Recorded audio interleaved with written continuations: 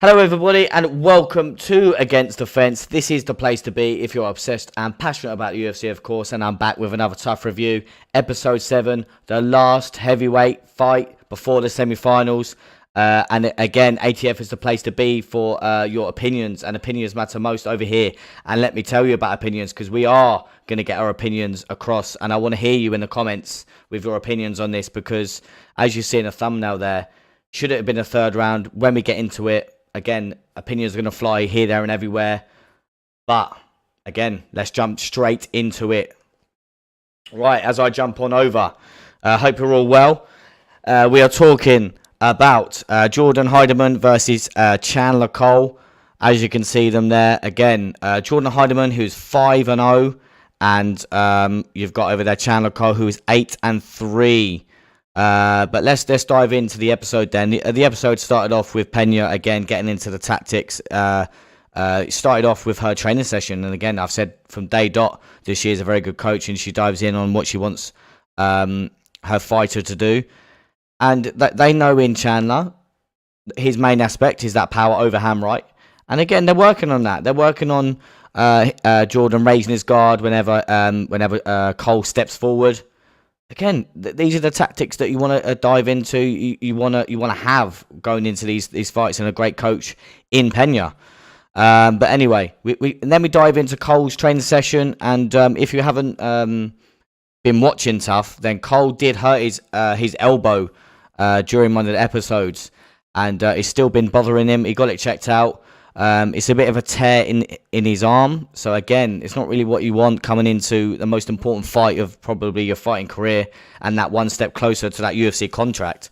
It did hurt his arm. He did pull Nunes aside and ask her, if possible, could he sort of have lighter training, like grappling wise, because he didn't want to completely blow his arm, so he couldn't fight, because he says he really, really wanted to fight. He says he doesn't care what happened. Once he's in the fight, then he's in the fight. He doesn't care. But during training, he really wanted to have sort of light pad work, like grappling. And Nunes turned around and said that, listen, if you want to fight, then you're gonna have to go hard in training as well. Again, is that a wise decision from Nunes? I've been saying from day one that Nunes needs to sort of pick it up coaching wise. Was that a wise decision? Who knows? Is it going to pay dividends? Anyway. After all of that happened, not much really happened in the episode, apart from obviously the training aspects of things. And then, as usual, they dive into the background of the fighters. And Cole is a correction officer, believe it or not, in his hometown, which is Coburn, West Virginia. So, fair play to him, correction officer. You got to give it to him. Grew up wrestling. And also, he is a wrestling coach as well at the school that he dived in at wrestling. He is a wrestling coach there as well, which is fair play to him. You've got to give it to him there. And that's the background of Co. And then we jump into Jordan, who had to quit his job. He was a welder, and he is from Norfolk. And he played football growing up. He had a couple of brothers and dived in with them, and that's what got him into the sport of MMA. Again, brothers, you're going to fight and things like that. And he actually made his own gym, and he calls it the Bomb Squad. So that's kind of a cool name to call your gym. But yeah, both fighters made weight, which is what you want to see. No mishaps there, like the last episode. But yeah, let's get into the fight, because this fight, let me say, was a great fight. And this is where our opinions, once we get into the later, if we get into the later rounds, is where our opinions come out. In round one, Cole comes out very fast. It comes out with inside, outside leg kicks, heavy kicks. Not much from Jordan, not much offense. He's very patient. I don't know if he was trying to wait for an overhand right of Cole and then try and counter on that. But to be honest, not much in the first round landed from Heidemann. Honestly, Cole's just picking him apart until, let me tell you guys, until Cole lands a spinning wheel kick to Heidemann's jaw and drops him for a brief moment. And just briefly before, just after that, Dana White is up on his feet screaming that he's there with Forrest Griffin. They're all up screaming that about this spinning wheel kick. Again, no one expected the guy is like shape. Again, you don't think things like that. Another one that's like that is Chris Barnett, who everyone's kind of representing him for on the socials now.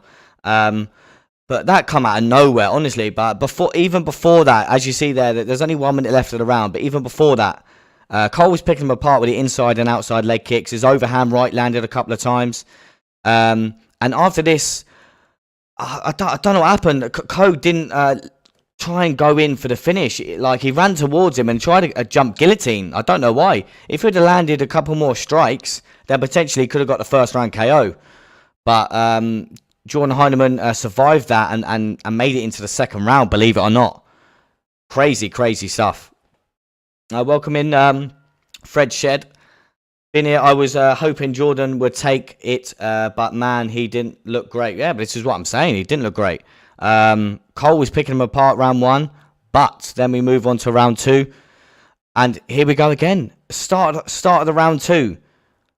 Cole with the inside and outside leg kicks. And for a brief moment, he wobbled Heidemann with an overhand right again, which he did in the first round. This is what I'm telling you. So, let me get this so you understand this. In the Ultimate Fighter, they do 2 rounds. And if it's a draw, then it goes into a third sudden victory round. Someone, if you have watched the episode, please tell me how Chandler Cole lost this second round. Please tell me. Like, this is what I'm saying. Please get in the comments. I don't see how he's lost this round. You're gonna have to help me here, because I'm struggling to see. I've watched the fight several times now, coming up to this review, and I can't see how they have picked Heidemann to win this second round, because it does go into a third sudden victory round, and I'm struggling to see it, because Cole was landing leg kicks left, right, and centre. His overhand right was landing. He did land a couple of jabs as well. But he wobbled him once or twice with an overhand right. But it's just that the leg kicks were there all day long. And I'm just baffled to sit here and say that he went to a third sudden victory round. Again, please do get in the comments. If you think I'm wrong, please come out and tell me. If you think that Jordan did something significant, I'll hold my hands up. But I couldn't see it. I could not see anything significant that Jordan landed in this second round.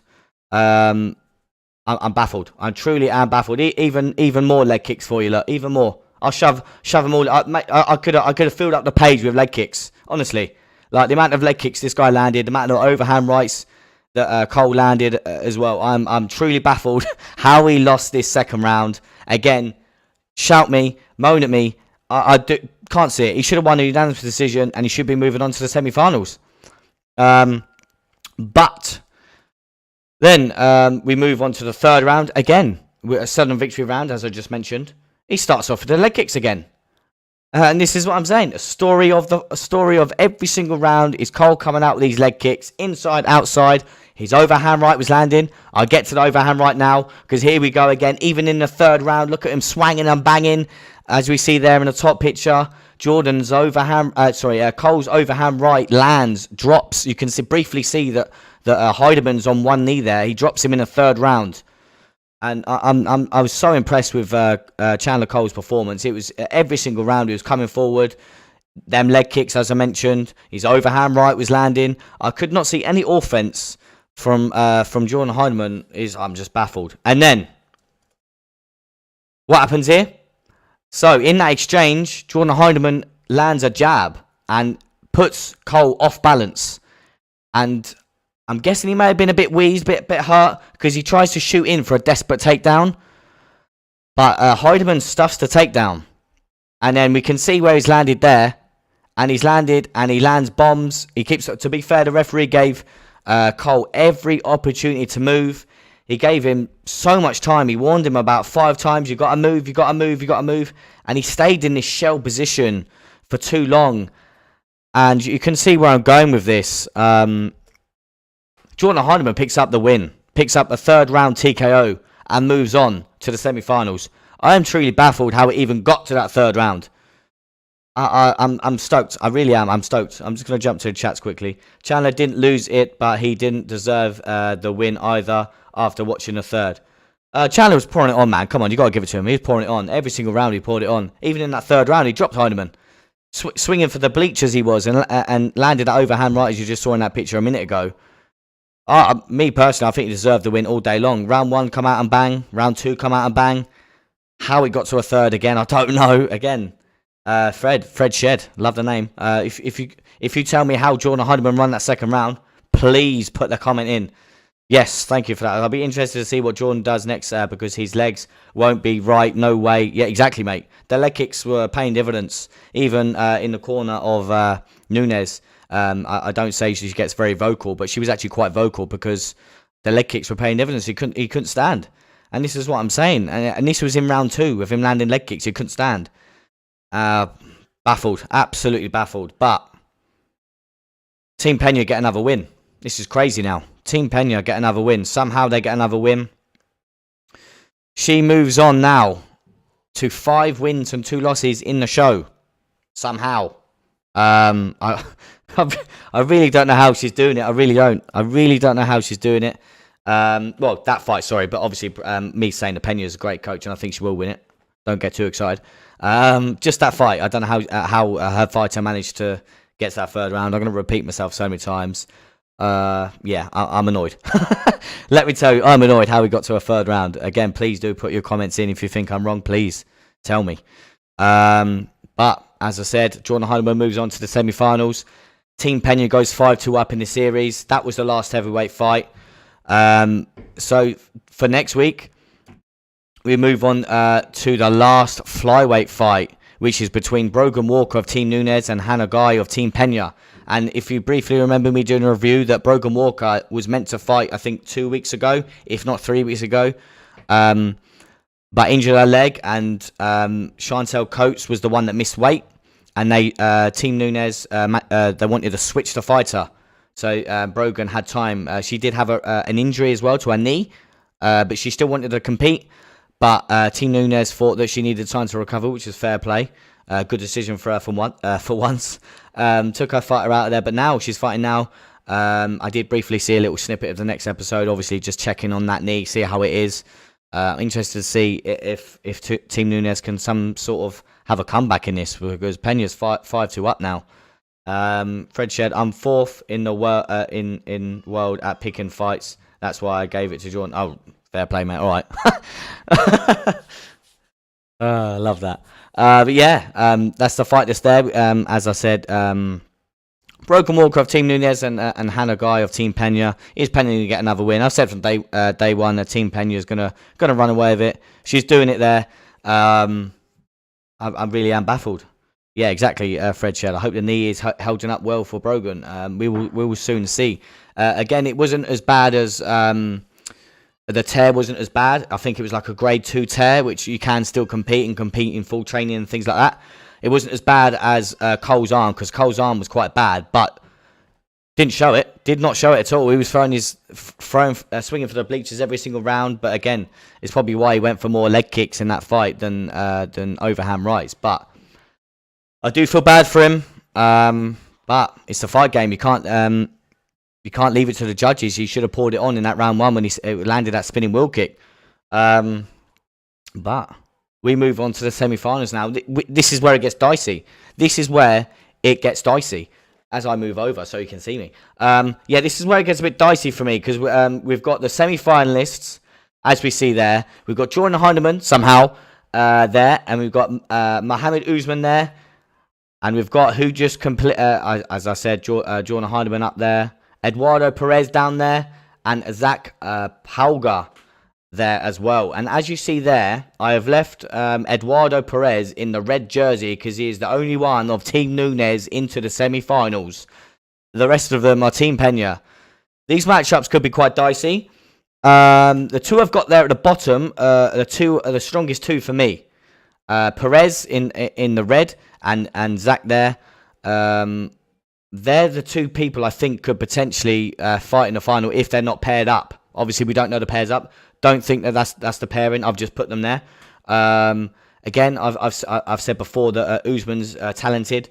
I just think the Perez there at the bottom and Zach have great wrestling. Excuse me. They have great wrestling. and they have great takedown defense as well. Perez probably has a little bit better striking than Zach, but he is a very tall guy for these heavyweights. He's very tall, very long, very rangy. He uses his range to his advantage. Some fighters don't. He is one of them that will use it to his advantage. And as you saw when he fought Bobby Maxwell, he had great takedown defense. He did have a little bit of adversity when Bobby Maxwell was in full mount, but he fought out of it. And then he managed to get the TKO win against Bobby Maxwell. But if these were paired up, me personally, I do think that Eduardo Perez for me could go all the way. And that's my pick for the semi-finals to get to the finals. I think it could be, as I said, Eduardo Perez.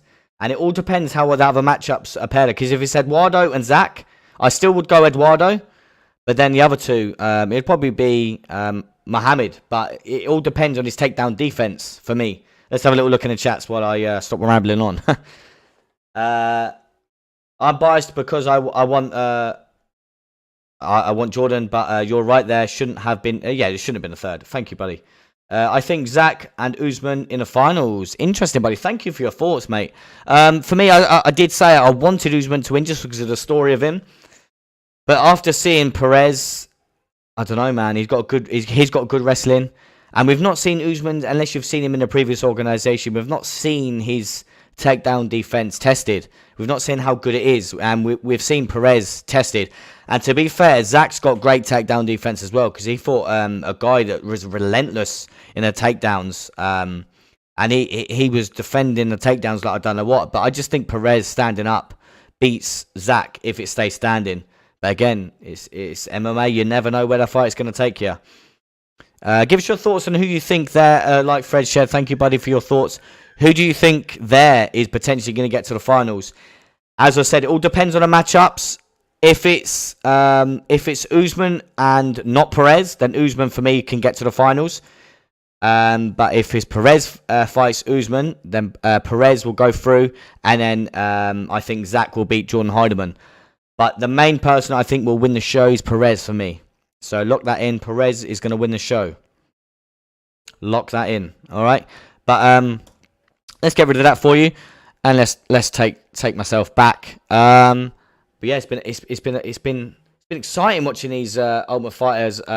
Nothing like usually we like a bit of dicey things and like a bit of back and forth, like a bit of rivalry, like a bit of things that happen on the show. That's what the Ultimate Fighter is. Nothing of like that has happened so far. The coaches have been all nicey, which I said at the very first episode. I thought that the Peña would wind up Nunes. She's not even doing that. I'm guessing they may be waiting for the coaches challenge, which I hope could be next week. It might be the week after. I'm not 100% sure on that one. But yeah, I think it may take the coaches challenge for them to get a bit of rivalry going. Again, give us your sorry, I think it will be Zach. Yeah, I've read that one out, buddy. Thank you.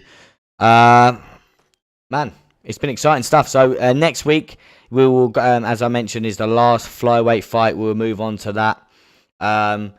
And stay tuned for us on Saturday, where we've got Josh the Power Emmett taking on.